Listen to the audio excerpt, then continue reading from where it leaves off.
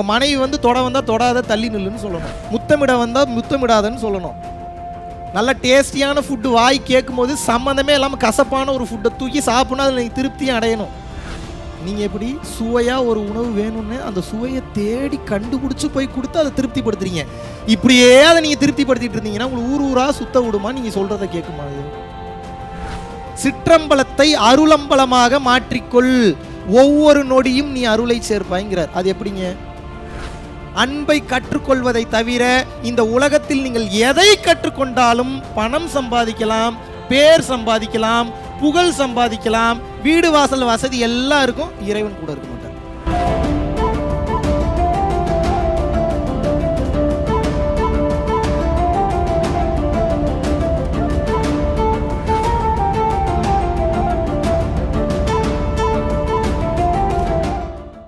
வணக்கம். கொடுக்கும் நிலைமையில இதை விட ஒரு மனுஷன் வேற எதையுமே கொடுக்க முடியாதுங்க. நான் அப்படியே மெய் சிலிர்த்து போயிட்டேன். என்ன மனுஷன் இவர். ஏன்னா அவர்கிட்ட தான் நான் இந்த கொடுக்கும் தன்மை, அதில் கிடைக்கிற பேரன்பும் ஆனந்தம் எல்லாத்தையுமே நான் கற்றுக்கிட்டேன். வார்த்தைகளே இல்லைங்க, எனக்கு சொல்ல வார்த்தைகளே இல்லை. என்ன மனுஷன்யா பா. இதை விட ஒரு மனுஷன் கொடுக்கும் நிலைமைக்கு போகிறதுக்கு வேறு எக்ஸாம்பிளே இல்லைங்க. அங்கங்கே 1000 கோடி பணத்தை வாங்கிக்கிட்டு உட்கார வச்சு ஏதோ பண்ணுறாங்க. இவர் சொல்லியிருக்க அந்த இன்ஸ்ட்ரக்ஷன்ஸை ஃபாலோ பண்ணாலே போதுங்க. யாருமே தீட்சை கொடுக்க தேவையில்லை. அந்த அளவுக்கு இருக்குது அந்த ஸ்பீச்சோட எஃபெக்ட்டு. நீங்கள் சொல்லி கொடுத்த வழியில் நாங்களும் வளருவோம், எங்களை சுற்றி இருக்கிற எல்லாரையும் வளர்ப்போம். நன்றி நன்றி.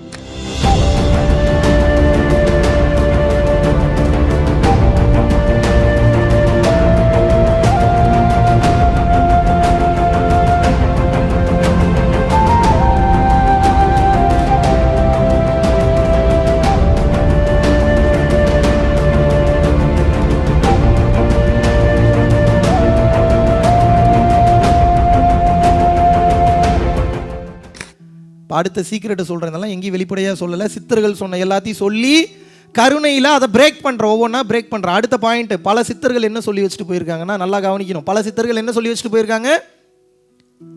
சமாதி பழக்கமே உயர்ந்தது, சமாதி நிலையே உயர்ந்த நிலைங்கிறார். ஆனால் வள்ளலார் அதை மறுத்து பேசுகிறாரு. சமாதி என்பதும் ஒரு குறிப்பிட்ட நிலை தான். பிறப்பற்ற நிலைக்கு போயிருவீங்க, ஆனால் அந்த உச்சகட்ட நிலையான இறை அனுபவத்தை, சிவானுபவத்தை உங்களால் பெற முடியாது. ஏன் பெற முடியாதுன்னா சமாதியை கடந்தும் நிறைய நிலைகள் இருக்கின்றார். சமாதி அடைகிறதுக்குள்ளேயே நாக்கு தள்ளிடும் நமக்கு. இதில் சமாதியை கடந்து ஆனால் அப்படிலாம் நினைக்காங்க. சமாதி ரொம்ப ரொம்ப ஈஸி. இருக்கிறதுலே ஈஸியஸ்ட் மெத்தட் எதுனா சமாதி தான். ஏன் தெரியுமா? கண்டினியூவாக 6 வருஷம் எவன் சொல்கிறேன்னு கேட்காம பயிற்சி பண்ணிங்கனாவே சமாதி ஆயிருவீங்க நீங்கள். இப்போ பிரச்சனை என்னென்னா, பயிற்சி பண்ண மூச்சு உள்முகமாக திரும்ப வாழ்கிறதுக்கு ஆசை வந்துடும். உங்களுக்கு செத்து போகிறோன்னு பயம் வந்துடும், பயிற்சி நிப்பாட்டிடுவீங்க. இப்போ ப்ராப்ளம் சமாதிக்கு போகிறது இல்லை, நீங்கள் வாழ்கிறதுக்கு ஆசைப்படுறீங்க. இப்போ ப்ராப்ளம் அதுதான். ஆங்காரம் உள்ளடக்கி ஐம்புலனை சுட்டு அறுத்து தூங்காமல் தூங்கி சுகம் பெறுவது எக்காலம். பத்ரகிரியார் கேட்கிறார். என்ன சொல்றாரு? மெய் உடல் மூலியமா கிடைக்கக்கூடிய சுகம், வாய் டேஸ்ட், கண் காட்சி, மூக்கு ஸ்மெல், செவி சவுண்டு, இந்த 5 புலன்கள் வழியாக கிடைக்கக்கூடிய இன்பம் வேண்டாம் என்று நீ அமர வேண்டுமா? எவ்வளவு ரிஸ்க் பாருங்க. இதான் 5 புலனை சுட்டு அறுக்கிறது. உங்க மனைவி தொட வந்தா தொடாத தள்ளி நில்லுன்னு சொல்லணும். முத்தமிட வந்தா முத்தமிடாதன்னு சொல்லணும். நல்ல டேஸ்டியான ஃபுட்டு வாய் கேட்கும் போது சம்மந்தமே இல்லாமல் கசப்பான ஒரு ஃபுட்டை தூக்கி சாப்பிட்னா அதில் நீங்கள் திருப்தியும் அடையணும். ரமண மகரிஷி சாப்பிட்டு பார்த்துருக்கீங்களா எப்படி சாப்பிடுவாருன்னு? முதல்ல சாப்பாடு கொஞ்சம் போட சொல்லுவார், அப்புறம் சாம்பார் ஊற்ற சொல்லுவார். அப்புறம் நானும் ரமண மகரிஷி சாப்பிடும் போது போய் பார்க்கலாரு, எனக்கு முன்னாடி சமாதி ஆகிட்டார், எனக்கு சொன்னதை சொல்கிறேன். அப்புறம் ரசம் ஊற்ற சொல்லுவார், அப்புறம் அதுலேயே மோர் குழம்பு ஊற்ற சொல்லுவார், அப்புறம் அதுலேயே மோர் ஊற்ற சொல்லுவார். சுற்றி இருக்கிறவங்களாம் மண்டை காஞ்சிரு, என்ன பண்ணுறாரு இவர், எதுக்கு இத்தனையை ஊற்ற சொல்கிறாரு. பிசைஞ்சு சாப்பிட போகும்போது சொல்லுவாராம், நீங்கள் என்ன நினைக்கிறீங்கன்னு புரியுது, உள்ளே இருக்கிறவன் இஷ்டத்துக்கு சுவையாக கேட்குறான், இவனை அடித்து ஆஃப் பண்ணணும், நான் காலி பண்ண வேண்டியது இருக்குது, அதான் கன்றாவிலாம் கொடுத்து இதைத்தான் கொடுக்க முடியும், பேசாமல் சாப்பிட்டு உட்காருன்னு உள்ளே சொல்ல போகிறேங்கிறார். ரமண மகரிஷிக்கே இதுதான் பிரச்சனை. நீங்கள் எப்படி சுவையாக ஒரு உணவு வேணும்னு அந்த சுவையை தேடி கண்டுபிடிச்சி போய் கொடுத்து அதை திருப்திப்படுத்துறீங்க. இப்படியே அதை நீங்கள் திருப்திப்படுத்திட்டு இருந்தீங்கன்னா உங்களுக்கு ஊர் ஊராக சுத்த விடுமா? நீங்கள் சொல்கிறத கேட்குமா அது? அவர் அதான் சொல்கிறாரு. என்ன சொல்கிறாருன்னா, ஆங்காரம் உள்ளடக்கி ஐம்புலனை சுட்டு அறுத்து தூங்காமல் தூங்கி சுகம் பெறுவது எக்காரம். இந்த சுகங்களை கடந்து நீ ஆங்காரத்தை உள்ளடக்கி தூங்காமல் உனக்கு ஒரு தூக்கம் வருங்கிறார். அது என்னங்க தூங்காமல் வரக்கூடிய தூக்கம்? அந்த நிலைக்கு போயிட்டீங்கன்னா கண் இவ்வளோதான் இருக்கும். எவ்வளோ இருக்கும்? அரைக்கண்ணில் முக்கா கண்ணு தான் இருக்கும், அரைக்கண் கூட இருக்காது. இதுனூண்டு ஓப்பன் ஆகிருக்கும். அப்படியே போதையிலேயே சுற்றிட்டு இருப்பீங்க. ஏன்னா கான்சியஸ்னஸ் துரியத்துக்கு ஹிட் ஆயிரும். கான்சியஸ்னஸ் துரியத்துக்கு ஹிட் ஆனோடனே அந்த உணர்வு நிலை விசுத்திக்கு இறங்கி வர்றதுக்கு குறைஞ்சது 2 மணி நேரம் 3 மணி நேரம் ஆகும். அப்படியே கொஞ்சம் கொஞ்சமாக இறங்கும். அது வரைக்கும் அப்படியே மேலேயே சுற்றிட்டு இருக்கும். சித்தாகாசம், இதுக்கு பேர் என்ன? அப்படியே ஒரு போதை நிலையிலேயே இருப்பீங்க. இந்த நேரத்தில் இப்படி ஒருத்தர் யாராவது இந்த நிலைக்கு போயிட்டாங்கன்னா அப்படிப்பட்டவன் இறைநிலையில் இருக்கிறான் என்று அர்த்தம். ஏன்னா let me explain very scientifically. அந்த ஸ்டேட் ஆஃப் மைண்ட் நீங்கள் ரீச் பண்ணிட்டீங்கன்னா என்ன ஆவீங்கன்னா, you are entering into your super conscious state. Conscious, subconscious and then finally super conscious. Super கான்ஷியஸ்லாம் போக முடியாது, வாய்ப்பே இல்லை. நீ சப்கான்ஷியஸே போக முடியாது. சூப்பர் கான்ஷியஸ் எப்போனா குரு அருள் இருந்தால் மட்டும்தான் போக முடியும். சூப்பர் கான்ஷியஸில் எவன் நுழைஞ்சிட்டானோ கலெக்டிவ் கான்ஷியஸ்னஸ்குள்ளே போயிடுவான். அதுக்குள்ளே போய் நான் என்னப்பா பண்ண போகிறேன்? நீ அதுக்குள்ளே போனீங்கன்னா தான் உண்மை என்னன்னு தெரிஞ்சுக்க முடியாது, வரைக்கும் தெரிஞ்சுக்க முடியாது. ஸோ அந்த நிலை, அந்த போதை நிலைக்கு போகணும். ஆனால் அந்த யோக போதை நிலையை நீ தாண்டணுங்கிறார் வள்ளலார். என்னங்க பார்க்க பார்க்க என்ன இது எவ்வளோ? அப்போ எல்லாத்தையும் புரிஞ்சுக்கிட்டேன். தானமும் தவமும் யார் செய்வாராயின் வானவர் நாடுது வழி திறக்குமே. அவர் எப்படி மீன் பண்ணுறாருன்னா, எதுவும் வேணான்ட்டு போகாத, இப்போ இருக்கக்கூடிய காலகட்டத்தில் உன்னால் முடியாது. அப்போது என்ன தெரியுமா அவர் மீன் பண்ணுறாரு? சிற்றம்பலத்தை அருளம்பலமாக மாற்றி விடுங்கிறார். இதான் புரியுதா உங்களுக்கு? அது என்னங்க சிற்றம்பலத்தை அருளம்பலமாக மாற்றுறது? இது நம்ம எப்போ புரிஞ்சுக்கிட்டு இதை நம்ம எப்போ ஃபாலோ பண்ணி, எப்போது நீ சிற்றம்பலத்தை அருள் அம்பலமாக மாற்றிக்கொள்கிறாயோ நீ ஐம்புலன்களை அடக்க வேண்டாம். எவ்வளோ ஜாலி பாருங்க. நீ ஐம்புலன்களை அடக்க வேண்டாம், நீ இறை நாமமும் சொல்ல வேண்டாம், சிற்றம்பலத்தை அருளம்பலமாக மாற்றிக்கொள், ஒவ்வொரு நொடியும் நீ அருளை சேர்ப்பாய்ங்கிறார். அது எப்படிங்க? இப்போ பற்றுக்கும் கருணைக்கும் இங்கே தான் டிஃப்ரென்ஸ் இருக்குது. விளக்கம் கொடுத்துடலாமா? இப்போ பற்றற்ற நிலையில் இருக்கும்போது யாரோ ஒருத்தர் உங்கள் சொந்தக்காரங்களை பார்க்குறீங்கன்னா, இவர் வேற நான் வேற, இவருக்கு எனக்கு என்ன சம்மந்தம் இருக்குது? நான் எங்கேயோ பிறந்தா அவர் எங்கேயோ பிறந்தார், இவருக்கு வேணுங்கிற உதவியை பண்ணிட்டு நம்ம ஃப்ரீ ஆயிரும். இது பற்றற்ற நிலை. புரியுதா? இப்போ அருளம்பலமாக மாற்றுறீங்க. அருளம்பலமாக எப்படி மாற்றுறதுன்னா, இப்போ இந்த கண்கள் பார்க்குது. இறைவன் எப்பேற்பட்ட ஒரு இறைவனை காட்சி கொடுத்துருக்கிறார். அருளாக மாறிடுச்சா? அவர் பேசுகிற வார்த்தையை கேட்குறீங்க, தப்பு தப்பாக பேசினா கூட அதுலேருந்து எனக்கு ஏதோ ஒரு நல்ல 2 பாயிண்ட் இறைவன் இவர் வாய் மூலியமாக சொல்ல மாட்டாரான்னு பார்க்குறீங்க. இப்போ பாருங்கள், 2வது புலனான செவியும் அருள் அம்பலமாக மாறிடுச்சு. இப்போ வரக்கூடிய டேட்டாவெல்லாம் எப்படி மாற்றுறீங்க? அருளாக கன்வெர்ட் பண்ணிக்கிட்டே இருக்கிறீங்க. அப்புறம் அவன்கிட்ட ஒரு 4-5 வார்த்தைகள் பேச ஆரம்பிக்கிறீங்க. அவன் நல்லா இருக்கணும், அவன் குடும்பம் நல்லா இருக்குன்னு பேச ஆரம்பிக்கிறீங்க. இப்போ அடுத்த சென்ஸ், வாயான இந்த சென்ஸ் அந்த டேஸ்ட்டை கடந்தும் வார்த்தைகள் பேசும்போது அருளாக மாற்றுறீங்க. ஒரு டேஸ்ட் ஒன்று சாப்பிட்றீங்க, சாப்பிடும்போது இறைவனின் அருளினால் எப்பேற்பட்ட அமிர்தம் எனக்கு கிடைத்திருக்கிறது, இறைவன் அனுபவிங்கிறார் வள்ளலார். என்ன சொல்கிறாரு வள்ளலார்? என்ன சொல்கிறாரு? புத்தர் என்ன சொல்கிறாரு?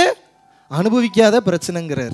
இவர் என்ன சொல்கிறாரு? அனுபவி, ஆனால் இது எனக்கு நடக்கிறது அவனுக்கு நடக்கிறது அனுபவிக்காத, இறை அருளாக இறை அனுபவமாக நினைத்தா நீ அனுபவி.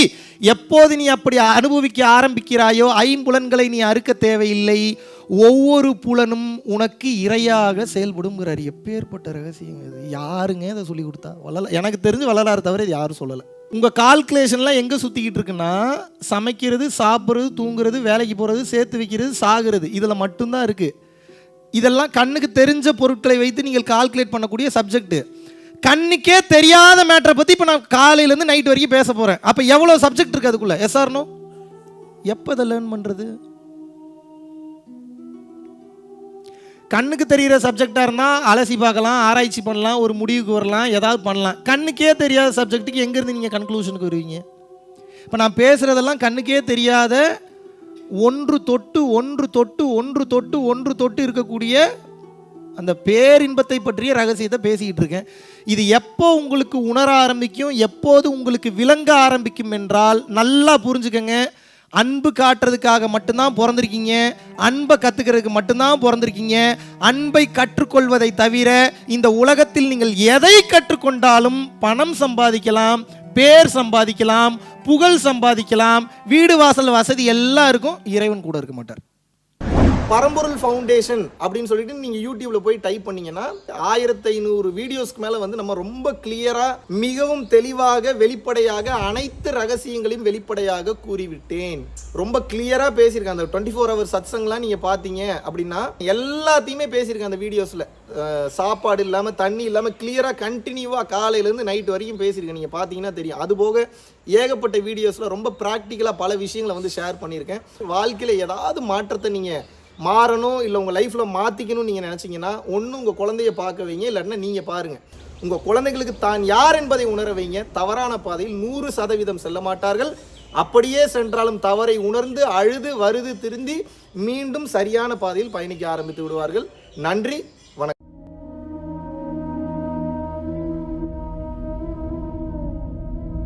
பரம்பொருளின் கருணையினால உங்களுடைய இடைவிடாத அன்னதானத்திற்கு நீங்கள் அனுப்பப்பட்ட பணத்தின் மூலியமாக பல லட்சம் உயிர்களுக்கு இது நாள் வரைக்கும் வந்து சாப்பாடு கொடுத்துருக்கோம்.